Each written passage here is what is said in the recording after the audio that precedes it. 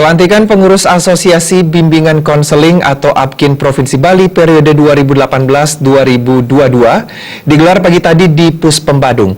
Serangkaian pelantikan dilaksanakan pula seminar yang diikuti guru-guru bimbingan dan konseling se-Bali.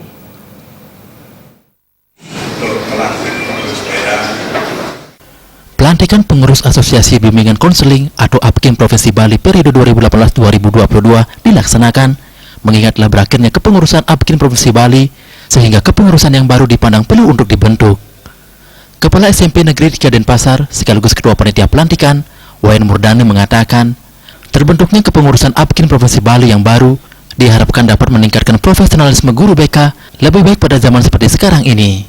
Dunia pendidikan memerlukan arah pendidikan yang lebih dominan dalam pembentukan sikap, mental, dan karakter.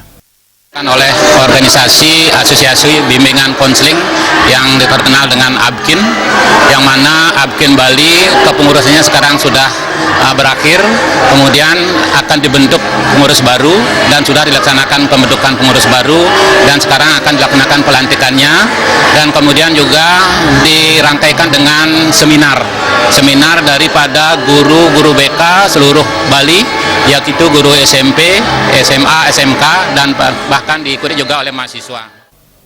Sementara itu, Wakil Ketua Panitia yang saat ini menjabat sebagai Kepala SMP Negeri 4 Denpasar, Wayan Dani mengatakan, kegiatan tersebut diikuti sekitar 400 peserta yang terdiri atas guru BK mulai dari tingkat SMP, SMA, dan SMK se-Bali. Seminar mengangkat tema revitalisasi pelayanan BK melalui implementasi model konseling yang inovatif.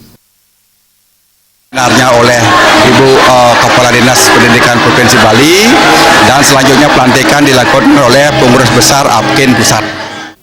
Ketua ABKIN Pusat, Profesor Mungin Edi Wibowo berharap setelah pelantikan ini, ABKIN Provinsi Bali melakukan pemetaan terhadap guru BK sehingga keberadaan guru BK tersebar dengan merata. Harus melakukan pemetaan terhadap guru BK atau konselor yang ada di Bali dan dia bisa bekerja sama dengan Dinas Pendidikan Provinsi maupun Kabupaten Kota. Dengan pemetaan itu nanti akan bisa kelihatan apakah jumlah guru BK atau konselor di sekolah itu sudah memenuhi dari sisi jumlah karena rasionya harus 1:150. Kepala Dinas Pendidikan Provinsi Bali, Tia Kusuma Wardani berharap kinerja ABKIN nantinya mampu menjadikan siswa sebagai manusia yang berkarakter.